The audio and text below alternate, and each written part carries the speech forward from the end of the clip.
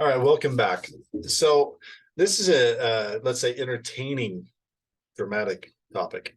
Um, I get questions and I see people talk about this all the time, where it's like, well, how do you deal with her friends of the opposite sex or my friends of the opposite sex, and how does this actually work? What do you guys think? How do you do it? What's right? What's wrong? And there's a lot of opinions, especially I get a kick out of the occasional like scroll through a little bit of TikTok or Instagram or something, and somebody's always got an opinion on it. So we figured we would just talk about it, kind of see what we think. And I'll start out by being I was very loud and clear when I met her on basically telling her, hey, there's one thing that you have to do, and you have to be okay with me coaching or dealing with a lot of women that will probably be trying to like you will notice them having an attraction to me, and you have to give me the space to deal with it. If you can't handle that, this isn't going to work. And it just like I was very blunt, like over the top blunt with it, because I needed to know this can't be a problem. I've dealt with jealousy in the past, and I'm like, I absolutely do not tolerate jealousy. I don't tolerate it in myself. I don't tolerate it in anyone else.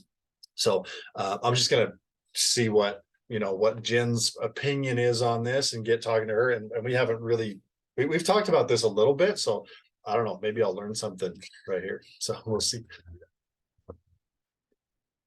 What do you want me to say? Well, like what's your take on it? We've seen some comments and some different things. Like where do you stand? What did you think when I said that? What's your opinion on this? I mean, for me, when you said that to me, I was okay with it because like I have a lot of guy friends too, and guys that I talk to regularly. And I know for me, like with those guys, I have no desire or attraction or want to be anything with them more than what we are, which is, friends, clients, acquaintances, stuff like that. And so it's just like, um, I am okay, was okay with you when you first told me this is the way it's gonna go. Here's a question for you. How often do you get solicited for inappropriate things on social media or your DMs, your text, whatever? Just kind of give people an idea of the type of crap we deal with.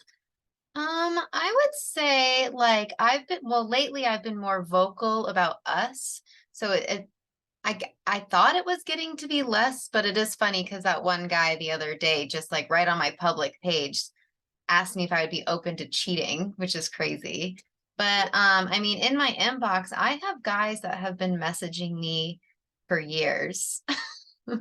And a lot of times I don't, I mean, most of the time I don't even respond, but they just continue to show up. So, I mean, a Yeah. lot of messages. It's almost like a little fantasy they got going on or something. Yeah, and that's just it. It's not something that's ever going to stop. And the reality is, I one of my things now. Don't get me wrong here. Like I've made the mistake of cheating before. I've been cheated on. Pretty much anything and everything I've done it. But one of the things that I did find that rings true for me was, years ago when I was around a lot of women, a lot of attraction. There's, I'm not trying to brag or anything, but it's like it's very easy for me to draw women in. I'm 6'6". I'm a big guy. That helps, and it's just in itself having size matters. Being able to speak, being able to genuinely love. But the thing that was really, it's a blessing and a curse is being able to create a space that someone can fall into and actually show them unconditional love and kindness and just have this love for them. It's like it becomes hypnotic and things happen, and I know that happens. And so when other people outside, like somebody's like, oh, I don't agree with my woman having friends on social media or talking to men or having guy friends or work friends that are guys, and I'm just like, what do you do then? What kind of a life is that? I don't understand it.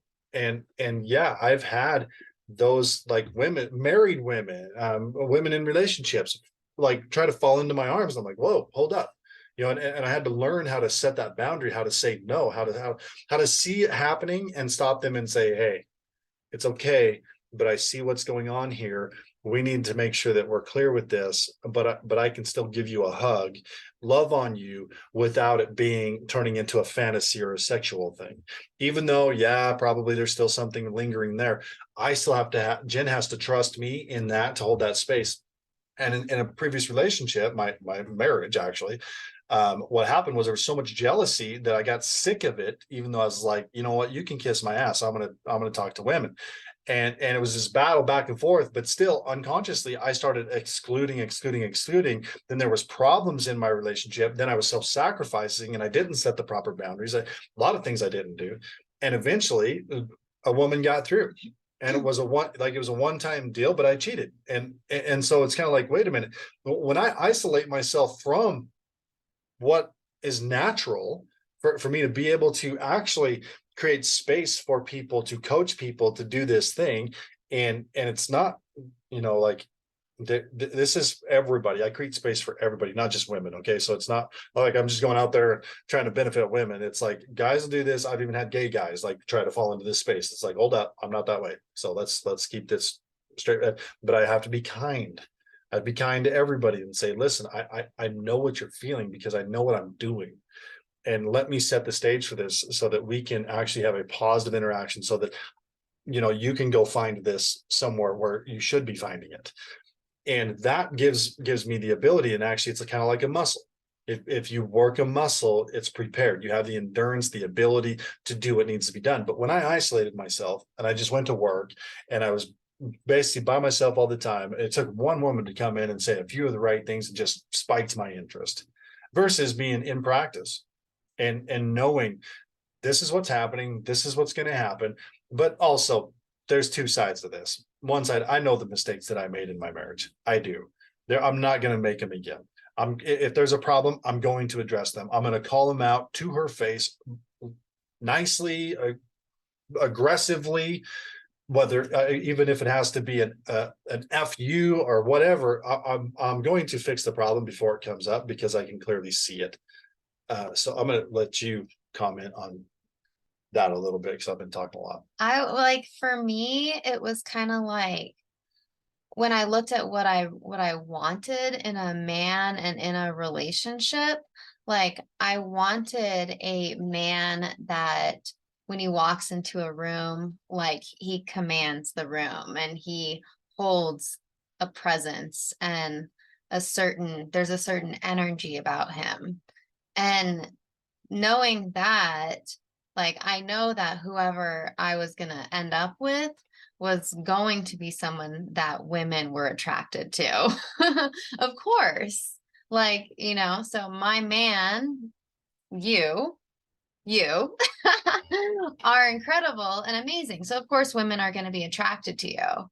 And so it's like I knew that this was going to be a piece of it already. And so like I know that I have to be very, very trusting, just for, you know, myself. And also, you know, the keeping the certainty between us, knowing like I trust you. I know that you're here because you choose me.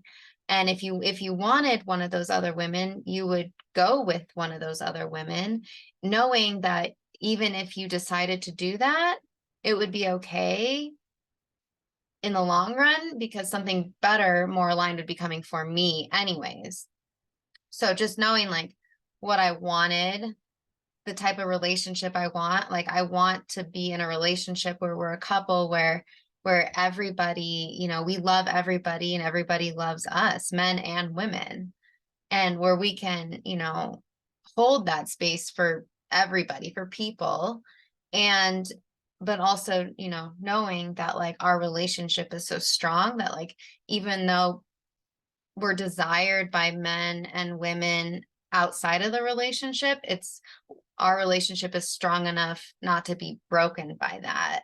And I do my part the best I can by keeping the energy in our relationship, you know, high. So there is no desire, even though there are outside influences, there is no desire go anywhere else because we have it all right here. And so it's like, this is just what I wanted to create. And Yeah. go ahead. Okay. So one of the things that you said that has been a major trigger point to a lot of people, including my past relationship, was to say, well, if you're not it, I'm just going to get something better. It's a serious trigger point for a lot of people because they're like, what do you mean you're going to go get something better? You know, and it's like this, it's like that's not what I, you know, they don't understand it, but Jen gets it. I get it. When she's like, well, I know if we stay on this path and it just doesn't work out and you go your way, I just know I'm going to get what I want. So I'm not attached to, like, I'm attached to you, but I'm not attached to you. I'm attached to you if you're what fits. But if you're not what fits, then thank you for everything. I'm going to get what I want. And yes, there might be pain in that and suffering and like all the other stuff. But the reality is, if I get more than what she's already offering, holy shit, am I on track? Right? Like, if she takes off or whatever, she's like, you know what, this isn't working anymore. I'll be like, fuck, I guess God has a lot in store for me. Because I mean, I'm experiencing things that I never thought I would. Like, I didn't know what I didn't know. Right? Like that's kind of the key point. And to let the relationship fully go into position, it means she holds herself and she puts herself first, and I put myself first, and then we come together. And when we keep showing up in each other's world day after day after day after day, that's something you can trust because you know you're manifesting the perfect person.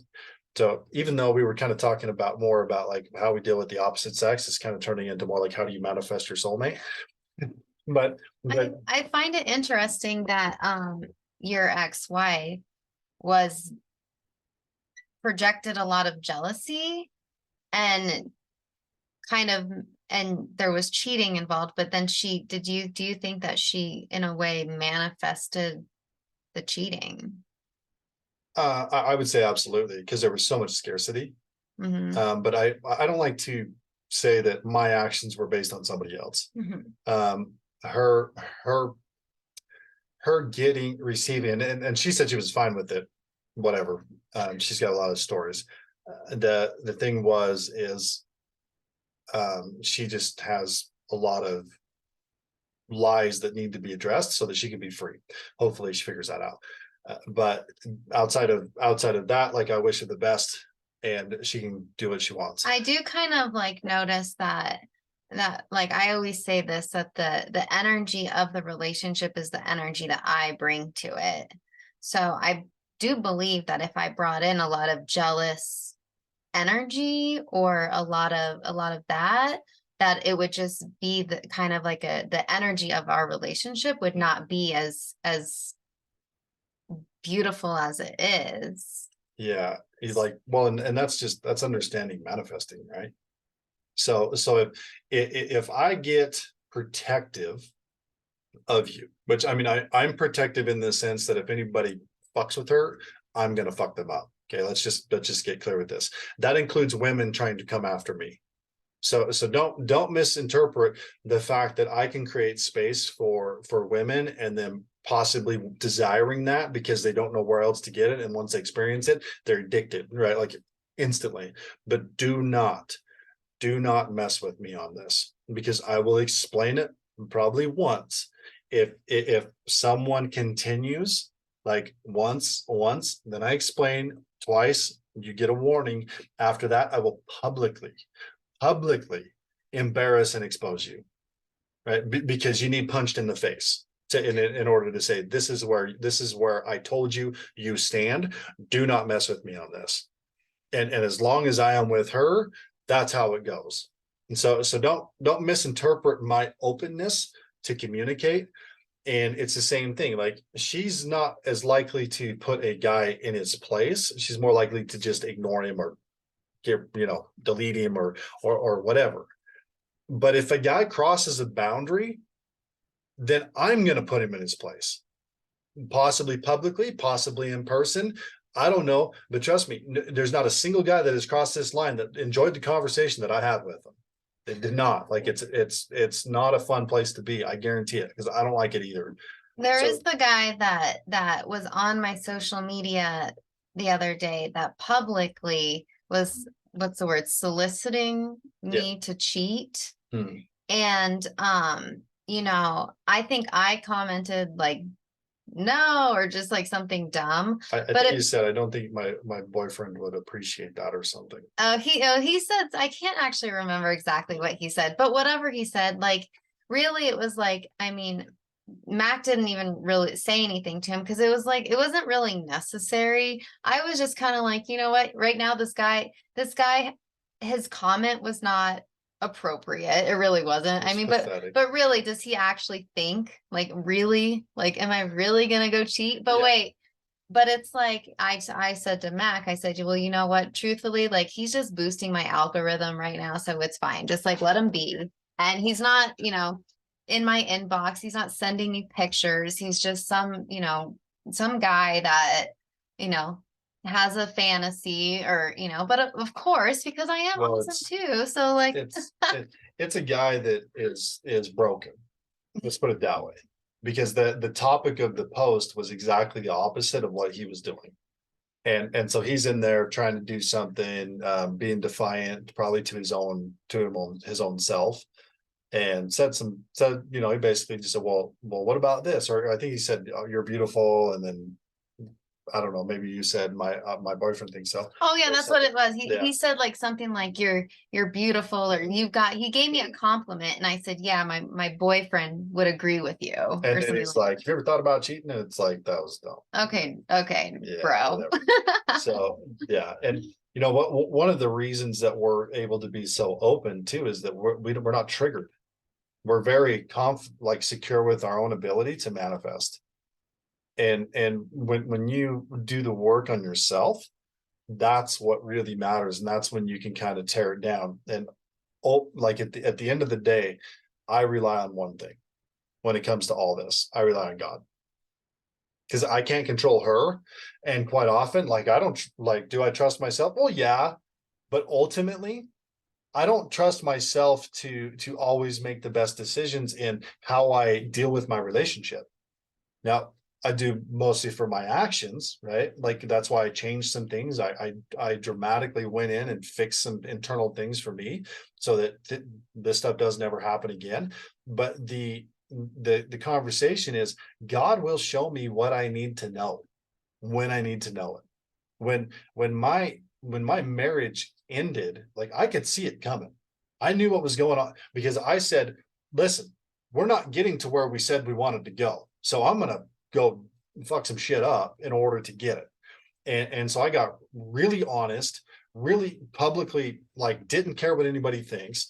And the more ruthless I got in my honesty, she went, oh, and she ran. Period. Yeah, like that's essentially what happened, because I was leveling up energetically. She no longer matched where I was and had to go. She had a choice to come with. She didn't. Therefore, I know she wasn't the one. She was the blessing to get me from here to here. Because in that timeline, you think about it, I learned a lot. We did a lot of cool stuff. I failed a lot. I quit drinking, I quit smoking, I quit like the addiction to porn and masturbation, like all these amazing things. And then she runs off after all I fixed all this stuff and opened the door for Jen. Like Jen's like, thank you. Like, so I mean, can it get any better? So it's this conversation of being able to say, no, like I focused on the end result, and therefore I continue to manifest that. And if I need to know that something's going on, God will show me. And so my job is to keep myself pure, to keep myself on track and doing the things that I believe are ethical and moral, so that God keeps communicating to me and showing me. Because if I get outside that boundary, now I know I can't trust it because my ears are closed. If I'm doing things that I would consider as immoral, guilt will shut your ears. We'll put it that way. So if you take actions that guilt shuts your ears and you can't hear, then you begin to rely on your own logic. And if you rely on your own logic, that's when I get into scarcity. And I would say, well, what's going on with this? Well, what about this? Well, what about that? And I start asking questions, which is going to end a relationship. It just is. And so these guys that get, well, what are you doing? Well, what's up? Well, how can, then they start complaining about the guy friends, the girlfriends, and the blah, blah, blah, blah, blah. It's like, why are you focused on them? It doesn't work that way. You focus on you. When you're good, everything works out. Whether they leave or stay or does, it works out for your advantage. So that's the real key is you stay lined up with yourself. You continue like, and I say God, you can say universe, I don't care. But I say God will show me what I need to know when it's time. And uh, all of my relationships ended based on a prayer that said, okay, God, if she's the one, make it work or end it. And like that, they were over when I finally did that. So I would go ahead. say if you are like if you are looking for something, like you will find it. So if you're looking at your person's social media or their phone, and if you're looking for a reason to think anything, like you're gonna find it. So just keep being your best amazing self, and keep like Mac was saying, working on yourself and just showing up as being your best self. And if the relationship is meant for you, like it will be. And if it's not, like it's okay too. But if you're going to social media to look for a fight, you are going to find a fight. Like, Yeah, and I would add to it that if you find yourself um being restrictive towards the other person, go fix your internal bullshit. Right? Go fix the childhood traumas, or adult traumas, or whatever that's going on. Because a lot of times somebody got cheated on, and now therefore they think that they can control the relationship. And it's like, no, you can only control yourself. And inside the control for yourself, you need to go out and fix those childhood wounds. Well, most everything is actually going to come down to a childhood trauma. And it doesn't necessarily mean one person can be horrifically abused, raped, all kinds of stuff, and be damaged. And transversely, another person could be, none of that ever happened, but they were just told things nonstop, like what they had to do, and controlled, and they were never able to break free of it. So they're terrified of life, and they're both just as equally as bad. Right? Like it doesn't sound right, but the mind is what determines how bad it is. Both are traumas. And so you have to go back and say, why can't I be free in myself? One of the advantages I had was I kind of got broke at a young age, where things happened so extreme that there was no survival in what was happening, that I thought, and I was like I was destroyed. But in the destruction of my identity and my personality, I became defiant. And in the defiance gave me permission to say, hey, F you, I'm going to do my thing. I'll decide what happens. You don't get to decide. Somebody says, oh, you have to do this. And I'm like, no, I don't. Even if I didn't say it out loud, in my mind, I didn't. So I've challenged the narrative my entire life, and broken the norm for my entire life. So it's something to say that if you find yourself wanting to restrict a relationship, I'm going to tell you, go fix your own shit. Stop trying to control it. I think if you have so many rules within, they can do this, they can't do this, they can't do this, they can't do this, so many rules, you're really just setting yourself up for some disappointment. You're setting yourself up. And so it's like, because you're holding on to this need for control and this need for certainty, when the truth is there is none of that. You don't control anything, except for you. And really, God's in control. So it's just, again, just remembering, like, unless you are setting you are setting yourself up for some disappointment with so many rules. So if you're okay with that, great. But if you don't want that to happen, let go a little bit and just trust that your person is who they say they are. They're not going to to go against you, but if they happen to, then something better, more aligned is coming for you. And that's where, like, the trust comes in. And so, as a woman too, I just remember that I know that, Mac's not out there looking for girls, but if a beautiful woman walks by us, like I would, if both of us happen to glance, at a beautiful woman, I think it's just natural. And so I think it's for me too, and for all of us women, especially just remembering that like looking at the beauty in others doesn't take away from the beauty in us. And if not this, then something more aligned is coming, and just trusting and just, Yeah, that's, yeah. it's like, if we're at the gym and there's like some ripped dude standing there, and I don't even know if she's looking, because usually I'm looking myself. I'm like, damn, that's impressive. Like I want to be that, like of course she's gonna look. And when she started out, she was kind of like, she brought up the fact that recognizing that of course other women are going to be drawn to what she's drawn to. Same goes for me. Of course guys are going to be drawn to what I'm drawn to. Duh. If I'm attracted to it, no kidding that they're going to be attracted to it. That's kind of a given. And in fact, it's more like you damn well better, to some degree, of saying like, yeah, of course you're attracted to it. Keep, be respectful. If you're not, I have to correct you, but I understand. But the reality is like, as we go, she's also just going to get more and more attractive to men, the stronger that we get. That's that's instinctual in nature. So you like, I'm very understanding, very open to whatever. And I feel is, did this cross the line, or is this here? And one thing that will save you when doing this, it literally probably the smartest advice I can give you as you try to work to this place of being neutral and being able to trust your intuition, yourself, God, everything like that, is to let things play out. Be patient. Understand that your ability to manifest what comes next is internally in you, not in them. And so if I see something that triggers me, for me to say something about it, like, okay, maybe that's just where I'm at, and I need to say, hey, whatever. There's two ways. One can be an attack. You're like, why are you letting that guy say that to you? Or why aren't you shutting him down? Which is jealousy, right? That would be jealousy. If I react to a situation rather than respond to it, that's jealousy. Now, on the other hand, I might look at something and I'm like, that's inappropriate. And she might say something, or I can say, listen, I saw what happened here. I saw what this person said. It's inappropriate. Were you going to do something, or do I need to?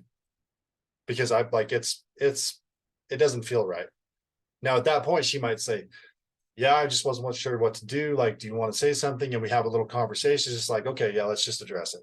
It's good. Then it's like, okay, it's cool. On the other hand, I might just sit back and be like, how do I feel about this? Does it matter? And if I feel pretty neutral, like the guy that said the cheating thing, I was like, do I say something? And I kind of thought about it and I was like,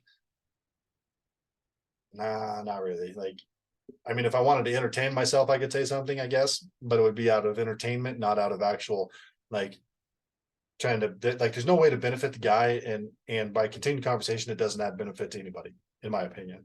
So I was like, yeah, I'm not going to. So I'm just chill. And then there's other things where something happens, and I see what's going on. Like, I'm very aware of everything in my environment. And I just laugh. Like, it was funny because one of my relationships a long time ago, took 12 years ago, maybe 12, 15, I don't know, 15 years ago. When I first started dating this one guy, I did it for like 8 years. We would go out dancing. We did a lot of, like, we'd party, have fun. And it was always funny because I would always ditch her at the bar, because then the guys would come up and like ask to dance. Sometimes she'd be like, what are you doing? And so I was always entertained by it. But I went from a serious cheating relationship, where I got cheated on, to having to fix it, be like, I don't want to ever create this again. And I know I can't control it, so I have to let it go. I have to be able to let her go, to trust that she's going to come home with me every night. And that's just basically where I've been ever since. And it was I kind of felt sorry for the guys, to be honest.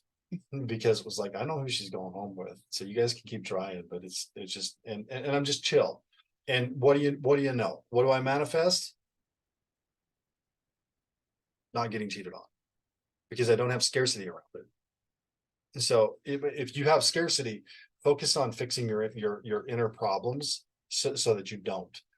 Now I'm also saying that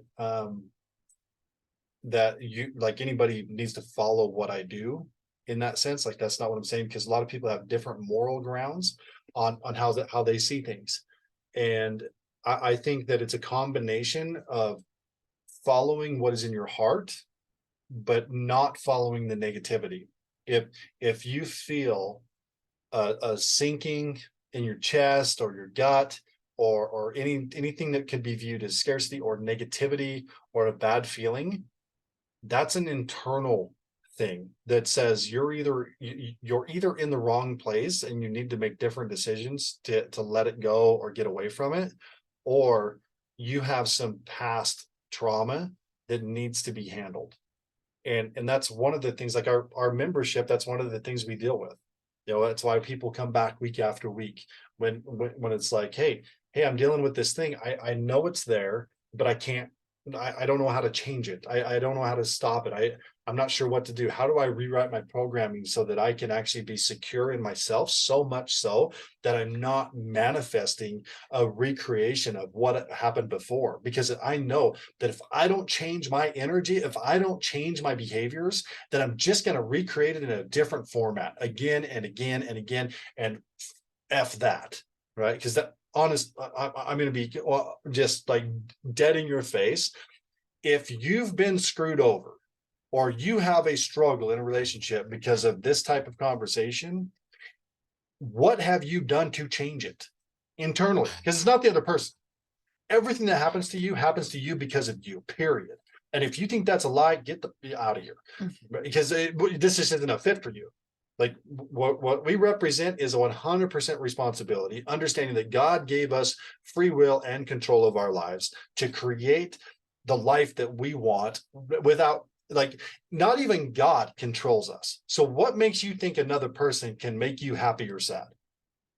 God says you have free will, and he set it up, and he made these universal laws and everything, so they are constant. His promise is his promise. Your free will is your free will. You can kind of lose it based on dumb decisions and moral decisions, and darkness ruling over you, but it's actually easier to get out of it than you think, just by exposing your lies and your bullshit, and it sets you free.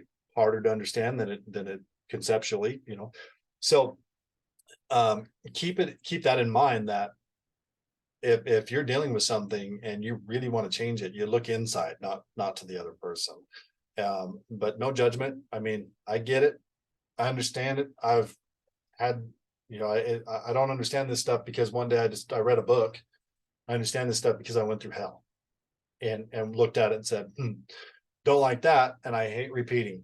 I like, I've quit good jobs because I got the same pay the next year. Like, nope. I like growth. I'm going to keep growing. I do not tolerate anything less, and I will break things to make it better. I will break myself to make things better. And so I don't. Do you think there's anything else to touch on before kind of? I mean, I think we could talk on this topic for weeks, to be honest. But I think the main thing is if for the people that kind of look at this and say, I may not be where you're at, but I kind of like what you're saying. I would love to have, how about this?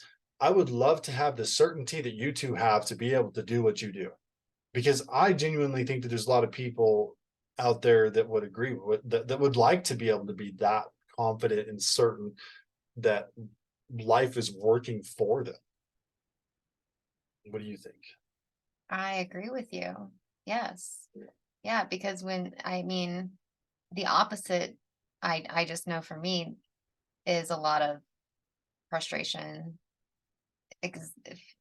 Just, it's not as, the way that the dynamic is now that we have, that we're creating, it feels like freedom. Like, it doesn't feel, it's just so much I don't know how to explain it, but Yeah, it's peaceful, and our energy goes into building a better life instead of worrying about some other bullshit.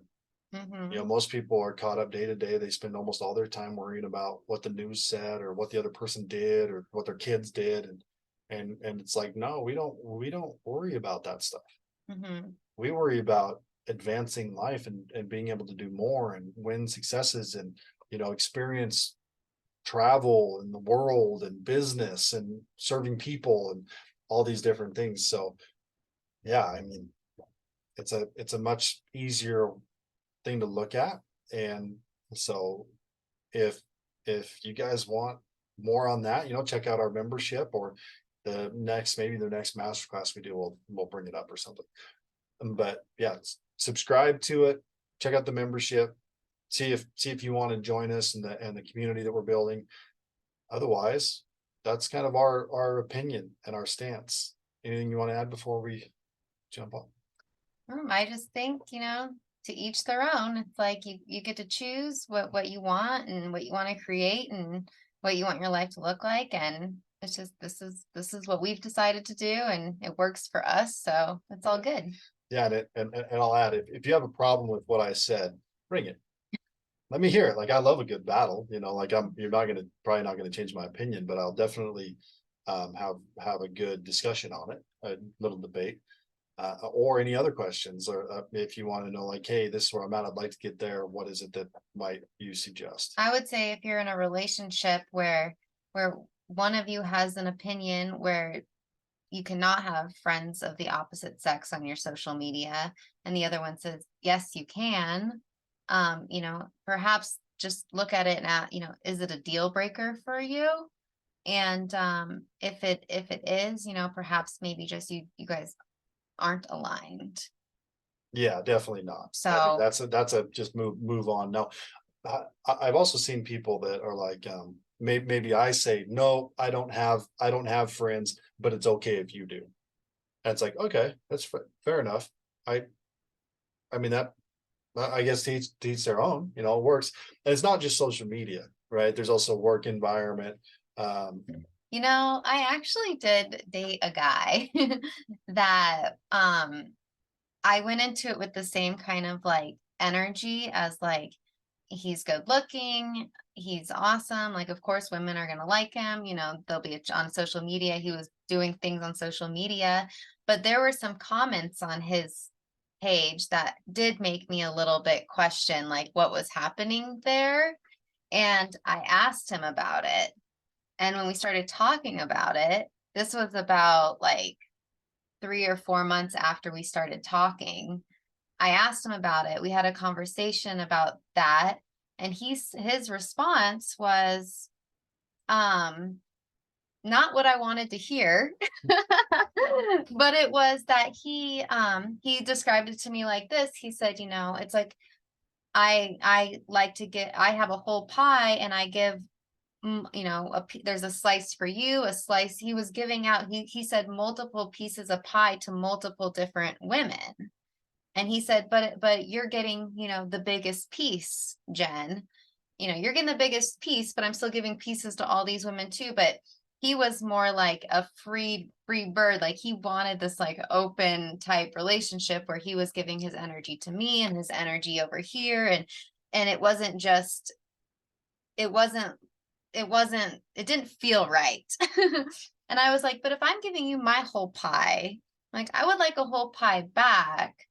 And I don't want, and it wasn't right. And so for that, once we had the conversation, he wanted one thing where he was just giving his energy to everybody in that kind of way, flirty and private meetings, like him and this girl were winking all over each other, and like it just didn't feel good. And where I was like, no, like, I want my energy here, your energy here. Of course we have other friends and we can, the but it was just different. So because of that, I did end things with him because I just knew that we weren't aligned, and I wanted his whole pie. I didn't want a guy that was giving all his pie to everybody. And he's, more of a free bird, and, to each their own, it's totally fine. But just knowing, like, we weren't aligned, which is awesome because something better and more aligned came my way. Yep. So Okay. just made me think of that. Yeah. I mean, there's, I think, a lot of stories that we could give, the experiences and different scenarios. But I think we've covered a good little piece here that pretty much says, when you make sure that you're whole, you'll know where you need to go, when you need to let go of something, when you may need to just pause for something. I mean, even in the beginning, I was fresh out of a divorce. I didn't just be like, oh, you're my girlfriend. It was a conversation for 4 months. However, we were spending a lot of time together, and I brought her into my world much more so than anybody else. But I was still open to conversations because I was like, no, we're dating. We're like, I'm not out screwing somebody else or doing this, but we're dating. And I don't know that she continued conversation, but she was open to. But I think she was a little more patient with it and understood what was going on, and just kept putting out there like, okay, well, I know what I want. And if he's the guy, then he'll stay in my world. If he's not, he won't. Like, he'll be out of my world. And it just so happens that she's the right fit, and I'm the right fit. And, so it's become a very, very, I mean, it's exactly what we teach. We followed what we teach and manifested what we want, and we continue to do that. And so when it really comes down to it, we work on ourselves, we keep ourselves whole, we listen to that intuition. And sometimes we pause and hold because our feelings say like, our feelings are basically like, you're fine, you're good, or whatever. Or if there's something that triggers us, we just address it. We address the trigger, not the other person. So we just keep moving on that path. And that's also what we help other people do inside the membership or one-on-one clients. If you have a fire that you're dealing with in your relationship, you may want to reach out to say, hey, can I work with you for a little bit, whether it's me or her, whichever, doesn't matter, or maybe a combination. And so take a look at our membership if you want, and subscribe and pay attention to the next podcast that we do. All right. Have a wonderful day. We'll catch you next time.